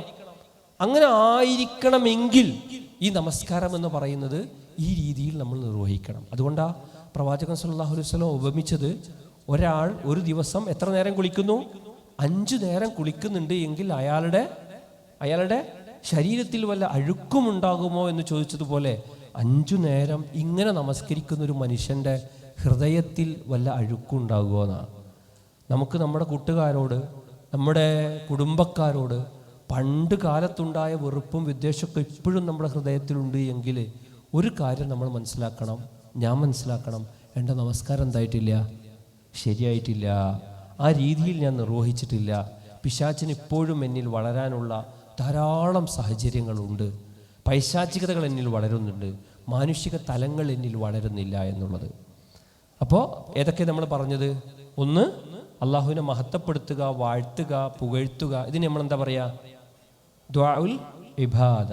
രണ്ടാമത്തത്, നമ്മുടെ ആവശ്യങ്ങൾ പടച്ചവനോട് പറയുന്നതിന് എന്ത് പറയും? ദുആഉൽ ഹാജ. പിന്നെയോ അള്ളാഹുവിന് ചിലത് പറയാനുണ്ട്, അത് ശ്രദ്ധയോടുകൂടി നാം ശ്രവിക്കുന്നതിന് അൽ ഇസ്തിമാഉ ഇലാ കലാമില്ല. പിന്നെയോ എപ്പോഴും നമ്മൾ പുതുക്കിക്കൊണ്ടിരിക്കുന്ന നമ്മുടെ വിശ്വാസത്തിന് എന്ത് പറയും? കേട്ടില്ല? തജ്ദീദു ഷഹാദ. അവസാനം 5ാമത്തൊരു മേഖല എന്ന് പറയുന്നത് ഈ അത്തഹിയാത്തുൽ മുബാറക്കാത്തു സലവാത്തു, അങ്ങനെ പറയുന്ന പ്രയോഗമല്ലേ നമ്മുടെ നമസ്കാരത്തിൽ, അല്ലേ? സർവ്വവിധ ഗ്രീറ്റിംഗ്സ്, അതുപോലെ തന്നെ എല്ലാവിധ മംഗളങ്ങളും സമാധാനങ്ങളും എല്ലാം ആർക്ക് പങ്കുവെക്കുന്നു? ആർക്കാ നമ്മൾ ഗ്രീറ്റിംഗ് അയക്കാർക്കാ? നമുക്ക് ഏറ്റവും അധികം പ്രിയപ്പെട്ടവർക്കല്ലേ? ഇപ്പം പെരുന്നാളിന് നമ്മളൊരു വിശ്വസ് അയക്കുന്ന ആർക്കായിരിക്കും? ആദ്യം അയക്കുന്നതായിരിക്കും. നമ്മുടെ ഹൃദയത്തിൽ ഏറ്റവും അധികം സ്ഥാനം ആർക്കാണോ അവർക്കല്ലേ. നമ്മൾ ഏറ്റവും അധികം ഈ മംഗളങ്ങൾ അയക്കേണ്ടത് ആർക്കാ? നമ്മുടെ ഹൃദയത്തിൽ ഏറ്റവും അധികം സ്ഥാനം ആർക്കാ ഉണ്ടാകേണ്ടത്? അള്ളാഹുവിന്. പിന്നെയോ അപ്പം എന്തിനാ നമ്മൾ അള്ളാഹുവിനെ അങ്ങനെ അയക്കുന്നത്? നന്ദിയുള്ളൊരു ദാസൻ്റെ ഏറ്റവും വലിയ ഉദാഹരണമാണത്, അല്ലെങ്കിൽ നന്ദികേടാകുന്നു അത്. ഇതൊക്കെ പഠിപ്പിച്ച പ്രവാചകനോട് അത്ര പ്രിയമാണ് നമുക്ക്. ഇനിയോ നിങ്ങൾ ആലോചിച്ച് നോക്കൂ, ഈ ലിബറൽ യുക്തിവാദി ചിന്തകളൊക്കെ വരുന്നിടത്ത് മനുഷ്യൻ്റെ മനസ്സുകൾ അത്ര സങ്കുചിതമാക്കുകയല്ലേ. അവനിലേക്ക് മാത്രം ഒതുങ്ങുകയാണല്ലോ, അവൻ്റെ സുഖം അവൻ്റെ ദുഃഖം എന്ന് പറഞ്ഞ് ഒതുങ്ങുകയാണല്ലോ. വിശ്വാസികൾ അങ്ങനെയല്ലല്ലോ. വല ഇബാദില്ലാഹി സ്വാലിഹീന്ന, സദ്വൃത്തരായ അള്ളാഹുവിൻ്റെ എല്ലാ മരിച്ചുപോയവരും ജീവിച്ചിരിക്കുന്നവർ, അവരോടൊക്കെ വല്ലാത്തൊരു നെറ്റ്വർക്കിംഗ് സിസ്റ്റമാണ് ഇസ്ലാം എന്ന് പറയുന്നത്. അഥവാ 5ാമത്തത് ഇർസാലു തഹിനി അത്തഹിനി അത്തി വസ്സലാം. നമ്മുടെ ഗ്രീറ്റിംഗ്, സല്യൂട്ടേഷൻ, ഇതെല്ലാം ഏതൊക്കെയാണ്? ഇർസാൽ, അത്തഹിനി അത്തി വസ്സലാം. നമ്മുടെ എല്ലാം ആർക്ക് അയച്ചു കൊടുക്കുന്നു? അങ്ങനെ മംഗളങ്ങൾ നേരുന്ന ആർക്കാണ്? ഇവർക്കാണ്. അപ്പോൾ ഇതിൽ നമസ്കാരത്തിൻ്റെ അവസാനത്തെ പ്രാർത്ഥനയെ നമ്മൾ എന്ത് ചെയ്യണം? അല്ലാഹുമ്മ ഇന്നി ളലംതു നഫ്സി എന്ന് പറഞ്ഞ പ്രക്രിയയല്ലേ. ആ പ്രക്രിയ നമ്മൾ ഇതിൽ ഏതാണ്? ദുആഉൽ ഹാജ, ദുആഉൽ ഇബാദ എന്നത് നമ്മൾ ഓരോരുത്തരും എന്ത് ചെയ്യണം? ഇത് സാധാരണ ചെറിയ കുട്ടികളല്ലല്ലോ. അപ്പോൾ നമ്മൾ ഓരോരുത്തരും അത് വിലയിരുത്തിയിട്ട് നമ്മൾ എന്ത് ചെയ്യണം? ഇത് ഇന്നതാണ്, ഇത് ഇന്നതാണ് എന്ന് മനസ്സിലാക്കണം. ഇങ്ങനെ നമ്മൾ മനസ്സിലാക്കുന്ന സമയത്ത് നമ്മുടെ നമസ്കാരത്തിന് ഭക്തി കൂടുമോ കുറയുമോ? എൻ്റെ ചോദ്യം, കൂടുമോ കുറയുമോ? കുറയും. കൂടും. അത് കൂടണമെങ്കിൽ നമുക്കുണ്ടാകേണ്ടത് എന്താണ്? ഞാൻ എന്താ അപ്പോൾ ഈ ഖുർആനിൽ തന്നെ കാണാമല്ലോ, നിങ്ങൾ കള്ള് കുടിക്കുന്ന ആളുകളായിട്ട് നിങ്ങൾ നിസ്കരിക്കാൻ പാടില്ല. എന്തുകൊണ്ടാണ് നിങ്ങൾ അങ്ങനെ നിസ്കരിക്കരുതെന്ന് പറയുന്നത്? എന്തുകൊണ്ട് അങ്ങനെ നമസ്കരിക്കരുതെന്ന് പറയുന്നത്? നിങ്ങൾ എന്താണ് പറയുന്നത് എന്ന് നിങ്ങൾക്ക് എന്ത് ചെയ്യണം? അറിയണം. ഇത്ര കാലമായിട്ട് സൂറത്തുൽ ഫാത്തിഹ ഞാൻ ദിവസവും 17 തവണ ഓതിയിട്ട് അതിനർത്ഥം എനിക്കറിയില്ലെന്ന് പറഞ്ഞാൽ നമ്മുടെ പ്രൊഫൈൽ ഹൈ ആണോ പടച്ചവൻ്റെ അടുത്ത് ഏറ്റവും ലോ ആണോ? ലോ അല്ലേ?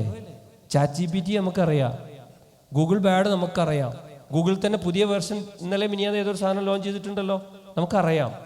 ഇനി അതിൽ തന്നെ ഏതെങ്കിലും നൂതനമായ ഏതെങ്കിലും ടെക്നോളജികൾ മുഴുവൻ നമുക്കറിയാം. നിത്യജീവിതവുമായിട്ട് ബന്ധപ്പെട്ട് നിൽക്കുന്ന, റബ്ബുമായി ബന്ധപ്പെട്ട് നിൽക്കുന്ന ഈ ഒരു പ്രക്രിയക്ക് നാം സമയം നീക്കി വെച്ചിട്ടില്ല എങ്കിൽ ആലോചിച്ച് നോക്ക്, പടച്ചവൻ്റെ അടുത്ത് എത്തിയാൽ ആദ്യം ചോദ്യം ചെയ്യപ്പെടുന്ന കർമ്മമേതാ? നമസ്കാരമല്ലേ. അവൻ നമസ്കാരത്തിൽ അവൻ ഓക്കെ ആണെങ്കിൽ അവൻ്റെ ജീവിതം മുഴുവൻ നന്നായി എന്നല്ലേ. അപ്പോൾ ആ രീതിയിൽ നമ്മുടെ നമസ്കാരത്തെ പരിവർത്തനം നമുക്കുണ്ടാകണം. അതിന് ഇപ്പം നമ്മൾ കൈകെട്ടുകയാണ് എങ്കിൽ, നമസ്കാരത്തിൽ കൈകെട്ടുന്നു എന്ന് പറഞ്ഞ സമയത്ത് നമ്മൾ കൈകെട്ടുന്ന സമയത്ത് പിന്നെ എങ്ങനെയെങ്കിലും കൈകെട്ടാൻ പറ്റുമോ? എങ്ങനെ കൈകെട്ടേണ്ടത്? എൻ്റെ വാപ്പ എങ്ങനെയാണ്, എൻ്റെ ഉമ്മ എങ്ങനെയാണ് പഠിപ്പിച്ചതെന്നല്ലല്ലോ, എൻ്റെ റസൂൽ എങ്ങനെയാണ് പഠിപ്പിച്ചത് എന്നത്. ഇപ്പം എൻ്റെയൊക്കെ ചെറുപ്പത്തിൽ എന്ത് ചെയ്യേണ്ടിയിരുന്നു? പഠിക്കുന്ന സമയത്ത് നമ്മുടെ സ്കൂളുകളിലോ കോളേജുകളിലോ ലൈബ്രറി പുസ്തകങ്ങൾ എടുത്തുകൊണ്ട് നോക്കണം, അല്ലെങ്കിൽ നമ്മളെ പഠിപ്പിക്കുന്ന അധ്യാപകരോട് ചോദിച്ചു മനസ്സിലാക്കണം. ഇന്ന് അതിൻ്റെ ആവശ്യമുണ്ടോ? ഇല്ല. നമുക്ക് നമ്മുടെ ഓരോ കയ്യിലിരിക്കുന്ന വിരൽ തന്നെ നമുക്ക് എന്ത് ചെയ്യും? അതിന് ഉത്തരങ്ങൾ കണ്ടെത്തി തരാൻ പറ്റും. അപ്പം ഞാൻ ഇത്ര കാലം എൻ്റെ വയറ്റത്താ കൈയ്യെട്ടിയത്, ഇപ്പോഴും എൻ്റെ വാപ്പയും എല്ലാവരും ഇങ്ങനെ കെട്ടുന്നെന്ന് പറഞ്ഞല്ലോ. അല്ല, നബി സല്ലല്ലാഹു അലൈഹി വസല്ലം പറഞ്ഞു സുല്ലു കമാ റഅയ്തുമൂനി ഉസല്ലീന, എങ്ങനെ പഠിപ്പിച്ച് അതേ രീതിയിൽ ചെയ്യണമെന്നാ. അപ്പം നബി എങ്ങനെ ചെയ്തത് എന്നത് അറിയാൻ ഇന്നത്തെ കാലത്ത് എന്തെങ്കിലും പ്രക്രിയകൾക്ക് പ്രശ്നമുണ്ടോ? ഇല്ല. അപ്പം അതിനുള്ള സമയം നമ്മൾ നീക്കി വെക്കണം. എൻ്റെ റസൂൽ ഇങ്ങനെ പഠിപ്പിച്ചത്, എൻ്റെ റസൂൽ ഇങ്ങനെ നെഞ്ചത്ത് കൈകെട്ടി എന്ന് പഠിപ്പിച്ചിട്ടുണ്ട് എങ്കിൽ ഞാൻ ആ രീതിയിൽ തന്നെ കെട്ടും. അതിനെനിക്ക് ആരെതിരായാലും എനിക്ക് കുഴപ്പമില്ല. എനിക്ക് ആരെതിരാകാൻ ഞാൻ മതി, എൻ്റെ റബ്ബെനിക്കെതിരാകാൻ ഞാൻ മതി, എൻ്റെ റബ്ബെനിക്കെതിരാകാൻ ഞാൻ മതി. പക്ഷെ സമകാലിക സാഹചര്യങ്ങളിൽ റബ്ബ് എതിരായാലും ആരെതിരാകാൻ പാടില്ല. അമ്മോനെന്താ വിചാരിക്കുക, എളാപ്പെന്താ വിചാരിക്കുക, ഉപ്പെന്താ വിചാരിക്കുക എന്നല്ലേ ചിന്തിക്കുക. എൻ്റെ പടച്ചോൻ എന്ത് വിചാരിക്കുന്നല്ലേ നമ്മൾ ചിന്തിക്കേണ്ടത്. ആ ഒരു രീതിയിൽ നമുക്ക് നമ്മൾ തന്നെ ഒരു അസ്തിത്വം നൽകണം. അപ്പോൾ റുക്കുവിൻ്റെ രൂപം, സുജൂദിൻ്റെ രൂപം ഒക്കെ നമ്മൾ ചെറിയ ക്ലാസ്സിൽ പഠിച്ചത് രൂപം കൃത്യമായി നമുക്ക് നിർവഹിക്കാൻ പറ്റണം. പിന്നെ നമുക്കൊക്കെ ഉണ്ടാകുന്നൊരു പ്രശ്നം എന്ന് പറഞ്ഞാൽ, ഇസ്ലാം 5 നേരം നമസ്കരിക്കണം എന്ന് പറയുന്ന സമയത്ത് തന്നെ ഇതിൽ ധാരാളം ഇളവുകളും നബി പഠിപ്പിക്കുന്നുണ്ട്. നബി സല്ലല്ലാഹു അലൈഹി വസല്ലമയുടെ കാലഘട്ടങ്ങളിലുള്ള ഇളവിനേക്കാൾ അധികം ഇളവുകൾ ഏറ്റവും അധികം ഉപയോഗിക്കാൻ പറ്റുന്ന സാഹചര്യം എവിടെയാണ്? ഇപ്പം ഞാൻ വയനാട്ടിൽ നിന്ന് 12 മണിക്ക് ബസ് കയറി, ളുഹ്ർ 12:30ക്കാണ്. അപ്പം ഞാൻ 12 മണിക്ക് ബസ് കയറിയാൽ എനിക്ക് ചുരത്തെ ബ്ലോക്കെല്ലാം കഴിഞ്ഞുകൊണ്ട് ഒരു 3 മണിക്കൂർ 2.5 മണിക്കൂർ കഴിഞ്ഞാൽ എനിക്ക് എവിടെ എത്തുള്ളൂ? ഒരു പക്ഷേ അസറിൻ്റെ സമയത്തൊക്കെ എവിടെ എത്തുള്ളൂ? ഞാൻ കോഴിക്കോട് എത്തുള്ളൂ എന്ന് വിചാരിക്കുക. അപ്പം എനിക്ക് നമസ്കരിക്കണമെങ്കിൽ എന്ത് ചെയ്യണം അവിടെ? അപ്പം ഞാൻ എന്ത് ചെയ്യുക? ളുഹ്ർ എനിക്ക് എവിടെ നമസ്കരിക്കാൻ? ബസ്സെന്നോ? ബസ് നിസ്കരിക്കാം.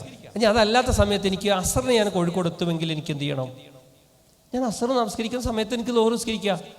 അതിന് നമ്മളെന്താ പറയാ? ഖളാ എന്നാ പറയാ. ഖളാ എന്ന് പറയുന്നൊരു പ്രക്രിയ ഇല്ല കേട്ടോ, ശരിക്കും പഠിക്കേണ്ടതാണ്. ജമ്മും കസറും ഉണ്ട്. ജമ്മും കസറും എന്ന് പറഞ്ഞാൽ എന്താ? 2 രീതിയുണ്ട്. ആ ളുഹ്ർ നമസ്കാരത്തെ എനിക്ക് എന്ത് ചെയ്യാൻ പറ്റും? അസറിലേക്ക് ചേർക്കാം, അസറിലേക്ക് ചേർക്കാം. അപ്പം അതിന് ജമ്മു തഖീർ എന്ന് പറയാം. അങ്ങനെ പറയാം, ജമ്മു തഖീർ, അസറിലേക്ക് ചേർത്ത് നിസ്കരിക്കുന്നു. അതിനെനിക്ക് കസറുമാക്കാം. കസറുമാക്കുക എന്ന് പറഞ്ഞാൽ എന്താണ്? 4 റക്അത്തുള്ള ളുഹ്റിനെ എന്ത് ചെയ്യാം? 2 റക്അത്താക്കിയിട്ട് നമസ്കരിക്കാം. അപ്പം ഞാൻ കോഴിക്കോട് എത്തിയിട്ട് 2 റക്അത്തായിട്ട് ആദ്യം ളുഹ്ർ നമസ്കരിക്കുന്നു. ഈ ഒരു ഇളവ് ഇസ്ലാമിൻ്റെ നിലനിൽപ്പിൻ്റെ ഏറ്റവും വലിയൊരു ഘടകമല്ലേ? അല്ലെങ്കിൽ നിങ്ങൾ ആലോചിച്ച് നോക്ക്, നമുക്ക് ശരിക്കൊരു ബാഡനാവൂലേ മതം എന്ന് പറയുന്നത്? അദ്ദീനു യുസുർ, മതം എളുപ്പമാണ് എന്ന് പഠിപ്പിച്ച റസൂൽ സല്ലല്ലാഹു അലൈഹി വസല്ലം ഏറ്റവും എളുപ്പത്തിലാണ് പഠിപ്പിച്ചത്. ഇനി രണ്ടാമത്തത്, അത് കഴിഞ്ഞതിന് ശേഷം എനിക്ക് എന്ത് ചെയ്യാം? 2 റക്അത്ത് എന്ത് നിസ്കരിക്കാം? അസറും നമസ്കരിക്കാം. ഇനി അതല്ല, ളുഹ്റിൻ്റെ സമയത്ത് ഞാൻ എൻ്റെ നാട്ടിൽ നിന്ന് കയറുന്നുവെങ്കിലോ അസറിന് ഇവിടെ എത്തൂല എങ്കിൽ എനിക്ക് എന്ത് ചെയ്യാൻ പറ്റും? അവിടുന്ന് ജമ്മാക്കാം. എൻ്റെ നാട്ടിലാണെങ്കിൽ എനിക്ക് ജമ്മാക്കാം. 4 റക്അത്ത് ഞാൻ എന്ത് ചെയ്യുന്നു? എന്ത് നമസ്കരിക്കുന്നു? ളുഹ്ർ നമസ്കരിക്കുന്നു. തുടർന്ന് ഞാൻ 4 റക്അത്ത് എന്ത് ചെയ്യുന്നു? അസറും നമസ്കരിക്കുന്നു. എന്നാൽ നാട്ടിൽ നിന്ന് യാത്ര തിരിച്ചിട്ട് വഴിമധ്യയാണെങ്കിലോ ഇത് രണ്ടും എനിക്ക് എന്താക്കിയാൽ മതി? 2 റക്അത്ത് മതി. അപ്പം യാത്രക്കാർക്ക് എന്ത് പറ്റുള്ളൂ? കസർ പറ്റുള്ളൂ. ജമ്മ എന്ന് പറയുന്നത് നമ്മുടെ സാഹചര്യങ്ങൾക്കനുസരിച്ച് കൊണ്ട് നമുക്ക് നിർവഹിക്കാം. ക്ലിയർ ആണോ? അപ്പം ജമ്മ് എന്ത് ചെയ്യാൻ പറ്റും? ജമ്മു തഖീറും ഉണ്ട്, ജമ്മു തഖ്ദീമും ഉണ്ട്. ഇത് പഠിച്ച് നമ്മുടെ ജീവിതത്തിൽ പഠിക്കണം, ഇത് ഞാൻ എന്താ നിർവഹിക്കുന്നുള്ളത്. അപ്പോൾ പിന്നെ ജമ്മും കസറും ആക്കാൻ പറ്റാത്ത ഒരു നമസ്കാരമുണ്ട്. ഏതെന്നറിയോ? ഏതാ? സുബ്ഹി നമസ്കാരം. അത് ജമ്മു ആക്കാൻ പറ്റൂല, കസറും ആക്കാൻ പറ്റൂല. എന്നാൽ കസറാക്കാൻ പറ്റാത്ത 2 നമസ്കാരമുണ്ട്. അതേതൊക്കെയാണെന്നറിയോ? മഗ്രിബ് നമുക്ക് 1:30 നിർത്താൻ പറ്റുമോ? ഇല്ല. അതോടൊപ്പം സുബ്ഹിയും പറ്റില്ല. എന്നാൽ മഗ്രിബിനെ നമുക്ക് എന്ത് ചെയ്യാൻ പറ്റും? ഇശായിലേക്ക് എന്ത് ചെയ്യാൻ പറ്റും? ജമ്മാക്കാൻ പറ്റും, ജമ്മു തഖീറാക്കാൻ പറ്റും. അതുപോലെ ഇശായിനെ നമുക്ക് എന്ത് ചെയ്യാൻ പറ്റും? മഗ്രിബിലേക്ക് ജമ്മു തഖ്ദീമും ആക്കാൻ പറ്റും. അപ്പം ഇത് നമ്മൾ അറിഞ്ഞ്, അപ്പം നമുക്ക് ഒരിക്കൽ പോലും നമസ്കാരം എന്ന് പറയുന്നൊരു സാധനത്തെ, ഇപ്പം നബി സല്ലല്ലാഹു അലൈഹി വസല്ലമ മരിക്കാൻ അവസാന സമയത്ത് വരെ നബി സല്ലല്ലാഹു അലൈഹി വസല്ലം നമസ്കാരം എന്നുള്ളതിനെ കുറിച്ചിട്ട് വലിയ ആകുലതയിൽ ചിന്തിച്ചിരുന്നു എന്നാണ്. അപ്പം നമ്മൾ പല കാര്യങ്ങളും മാറ്റിവെക്കുന്നത് ഏതാ? അള്ളാഹുവിൻ്റെ ഇഷ്ടമുള്ള കാര്യത്തെയാണ് നമ്മൾ എന്ത് ചെയ്യുന്നത്? ഇതിപ്പോൾ ആരും ചോദിക്കുന്നില്ലല്ലോ, അത് പരലോകം കുറേ കഴിഞ്ഞിട്ടല്ലേ ഉള്ളത് എന്ന് പറഞ്ഞ് നമ്മൾ നീക്കി വെക്കുന്നത് പലപ്പോഴും എന്താണ്? അതുകൊണ്ടല്ലേ പലപ്പോഴും പിന്നെ നമ്മുടെ വീട്ടിലൊക്കെ ഉള്ള സ്ത്രീകൾ എന്ന് ഞാൻ പറഞ്ഞ തെറ്റാന്ന് എനിക്കറിയില്ല, നിങ്ങളുണ്ടെങ്കിൽ തിരുത്തി തരണം എനിക്ക്. നമ്മൾ ആ ഒരു ഒലുവിലല്ലേ ളുഹ്റും അസറും കൂടി നിസ്കരിക്കൽ. ആ അവസാനത്തേക്ക് നീക്കുക എന്നത് എന്താ? അടിക്കുന്നത്, തുടക്കുന്നത്, അതുപോലെ തന്നെ കുളിപ്പിക്കുന്നത്, ഈ പണികളൊക്കെ നമ്മൾ എന്ത് ചെയ്യും? നീക്കി വെക്കൂല. അവിടെ ആ സമയത്ത് അത് മാറ്റിയിട്ട് ഒരു 2 മിനിറ്റ് 3 മിനിറ്റ് മാറ്റി വെച്ചാലോ? ഇപ്പം നമ്മുടെ നാട്ടിലൊക്കെ വരുന്ന ഈ മറ്റ് സംസ്ഥാനത്തുള്ള തൊഴിലാളികളിലെ അതിലൊക്കെ ചില ഖുർആനൊക്കെ മനപ്പാടമാക്കിയിരിക്കുന്ന വല്ലാത്ത ഹാഫിലിങ്ങളായ ആളുകൾ അവരെ നാട്ടിലെ കഷ്ടപ്പാട് കൊണ്ട് നമ്മുടെ നാട്ടിൽ ഇവിടെ വന്നിട്ട് എന്ത് ചെയ്യുന്നുണ്ട്? ധാരാളം കെട്ടുപണികളും മറ്റൊക്കെ എടുക്കുന്നുണ്ട്. അവരെ കാണുന്ന സമയത്ത് ഒരുപക്ഷെ അവരടുത്തിരിക്കുമ്പോൾ അവരുടെ വിയർപ്പ് നമുക്ക് മണത്തേക്കാം, ഒരു ദുർഗന്ധം ഉണ്ടായേക്കാം. അവരെ ചേർത്ത് പിടിക്കുന്ന സമയത്ത് നമ്മുടെ സ്റ്റാറ്റസിലൊന്നും ഒരുപക്ഷെ പറ്റിക്കൊള്ളുന്നില്ല എന്നൊക്കെ നമ്മുടെ ഉള്ള് മന്ത്രിച്ചേക്കാം. പക്ഷെ അവരിൽ കാണുന്ന ചില ആളുകളുടെ മര്യാദ ഉണ്ടല്ലോ, അവർ കൃത്യമായിട്ട്, ഇപ്പം എൻ്റെ മുട്ടിലുണ്ട്, സുബഹയ്ക്ക് നമ്മൾ എത്തിയിട്ടില്ലെങ്കിൽ പോലും അവർ കൃത്യമായിട്ട് എത്തും. ഓല എല്ലാ ദിവസവും പണിയായിരിക്കും. ഇനി ലുഹറിനൊക്കെ എവിടെയാണോ ഉള്ളത് അവിടെ ഒരു പലകയിട്ടിട്ട് അവിടെ നിന്നിട്ട് നിസ്കരിക്കുന്ന മനുഷ്യന്മാരെ കാണാൻ പറ്റും. നമ്മുടെ ജീവിതത്തിൽ ഈ ഒരു പ്രൊഫൈലിന് വന്നതിൻ്റെ ഭാഗമായിട്ട് എൻ്റെ ജീവിതത്തിൽ എന്തെങ്കിലും ഒരു മാറ്റം ഉണ്ടാകണം, അതെൻ്റെ റബ്ബുമായി അടുക്കുന്നതായിരിക്കണം എന്നൊരു പ്രഖ്യാപനത്തിന് ഇനി നമുക്ക് എന്താണ് തടസ്സമുള്ളത്? അപ്പം ആ രീതിയിൽ നമ്മുടെ നമസ്കാരത്തെ നാം തന്നെ ഡിസൈൻ ചെയ്തുകൊണ്ട് ഓരോ മിനിറ്റിലും കൃത്യമായി നമ്മൾ നിർവഹിക്കുക. ഇനി ഞാൻ അവസാനിപ്പിക്കുന്ന സമയത്ത് നിങ്ങൾ ഞാൻ ഈ സുബ്ഹാനല്ലാഹ് എന്ന് പറയാൻ, സുബ്ഹാനല്ലാഹ് നമ്മൾ നമസ്കാരത്തിന് ശേഷം എത്ര വട്ടം പറയണം? ഈ ചെങ്ങായി എന്താ ഇങ്ങനെയൊക്കെ ചോദിക്കുന്നത് തോന്നുന്നുണ്ടോ നിങ്ങൾക്ക്?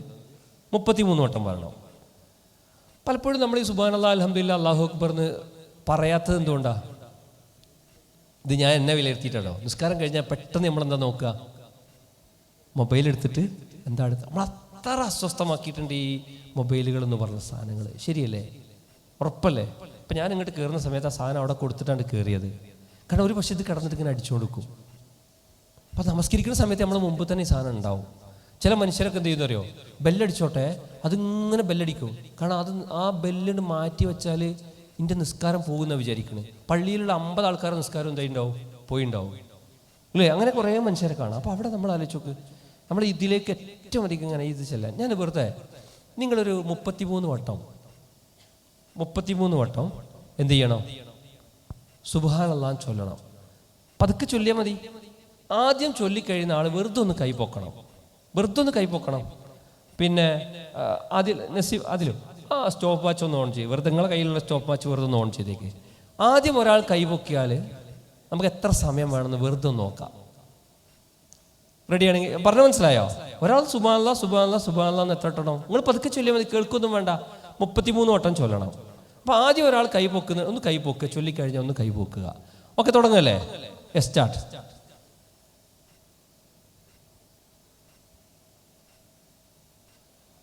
കഴിഞ്ഞാൽ കൈപൊക്കണേ, വെറുതെ കൈപൊക്കിയാൽ മതി, വേറെ ചോദ്യമൊന്നും ഉണ്ടാവില്ല. ഓക്കെ, കഴിഞ്ഞു. സ്റ്റോപ്പ് ചെയ്തോ? മതി. എത്ര സെക്കൻഡ് സർ? 13 സെക്കൻഡ്. ഈ ഒരു ചോദ്യം നമ്മുടെ ഉള്ളിലേക്കുള്ള ചോദ്യം കേട്ടോ. വെറും 13 സെക്കൻഡ് കൊണ്ട് നമുക്ക് സുബ്ഹാനല്ലാഹ് എന്ന് പറയാൻ പറ്റിയെങ്കിൽ, അല്പം മനസാന്നിധ്യത്തോടു കൂടി പറയുകയാണെങ്കിൽ ഒരു 30 സെക്കൻഡ് എടുക്കുക. എങ്കിൽ വരെ ഒരു സ്റ്റാറ്റസ് നോക്കിക്കഴിയുന്ന, ഒരു സ്റ്റോറി നോക്കിക്കഴിയുന്ന സമയമില്ലല്ലോ പ്രിയപ്പെട്ടവരെ. അങ്ങനെയെങ്കിൽ ഈ 3 എണ്ണം പറയാൻ നമുക്ക് എത്ര സമയം വേണം? എൻ്റെ റബ്ബെനിക്ക് നൽകിയ അനുഗ്രഹങ്ങൾ ഉണ്ടല്ലോ എൻ്റെ നാഥ എന്ന് പറഞ്ഞ് സുബ്ഹാനല്ലാഹ്, വാത്സല്യനിധിയായ ഒരു മാതാവിനെ നീ എനിക്ക് നൽകിയില്ലേ? എത്ര പ്രശ്നങ്ങളിൽ കഴിയുന്ന മനുഷ്യന്മാരിവിടെ ഉണ്ട്. നാഥ, എനിക്ക് നീ ആരോഗ്യം നൽകിയില്ലേ? സുബ്ഹാനല്ലാഹ്. എന്നെ പോലെ പഠിക്കാൻ ആഗ്രഹമുള്ള എത്ര മക്കള് എൻ്റെ പരിസരങ്ങളിൽ പഠിക്കാൻ കഴിയാതിരിക്കുന്നുണ്ട്. എനിക്കതിന് അവസരം നൽകിയില്ലേ? സുബ്ഹാനല്ലാഹ്.